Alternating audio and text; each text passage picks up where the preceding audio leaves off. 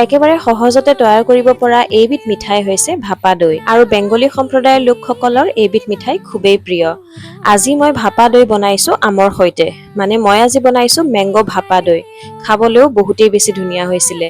এই মিঠাইবিধ বনাবলৈ হাংকাৰ্ড ইউজ কৰিব লাগে আৰু সেইবাবে ভিডিঅ'ত দেখুৱাৰ দৰে আপোনালোকে গামোচা এখনত দৈখিনি দি পেলাই চেকনি এখনৰ ওপৰত এনেদৰে কিবা এটা ওজন বস্তু দি পেলাই থৈ দিব।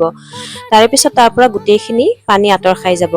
নৰ্মেলি মাছলিন ক্লথ এখন ব্যৱহাৰ হয়, কিন্তু মোৰ ওচৰত মাছলিন ক্লথ নাছিলে বাবে মই গামোচাৰে ব্যৱহাৰ কৰিলোঁ। আৰু তাৰপিছত আমখিনি মই এটা পিউৰি বনাই ল'ম আৰু তাত একেলগে দি দিছোঁ ইলাচি, কিন্তু ইলাচিৰ মই অকল ভিতৰৰ অংশখিনিহে ইউজ কৰিছোঁ। আৰু এতিয়া সেই হাংকাৰ্ডখিনি এটা বাতিত লৈ ল'লোঁ, তাৰপিছত আমৰ পিউৰিখিনি আৰু লগতে দি দিছোঁ কনডেন্স মিল্ক। দৈখিনি, আম আৰু কনডেন্স মিল্কখিনি ভালদৰে মিহলি কৰি ল'লোঁ।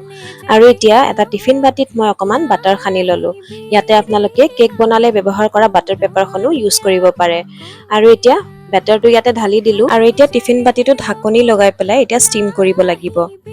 টিফিনটোত ঢাকনিখন লগাই পেলাই এতিয়া 20 বা 25 মিনিটৰ কাৰণে মিডিয়াম ফ্লেমতে ষ্টিম কৰিম। আৰু তাৰ বাবে কেৰাহীত দিছোঁ এপাত ষ্টেণ্ড, তাৰপিছত দিছোঁ পানী আৰু ষ্টেণ্ডত টিফিন বাতিটো পাতি দি পেলাই ঢাকনিখন লগাই 20-25 মিনিটৰ কাৰণে ষ্টিম কৰিলোঁ। ষ্টিম হৈ যোৱাৰ পিছত টিফিন বাতিটো নৰ্মেল টেম্পাৰেচাৰলৈ ঘূৰি অহাৰ পিছত মই ফ্ৰিজত ভৰাই দিলোঁ আৰু ফ্ৰিজৰ পৰা উলিয়াই পেলাই ডিম'ল্ড কৰিলোঁ।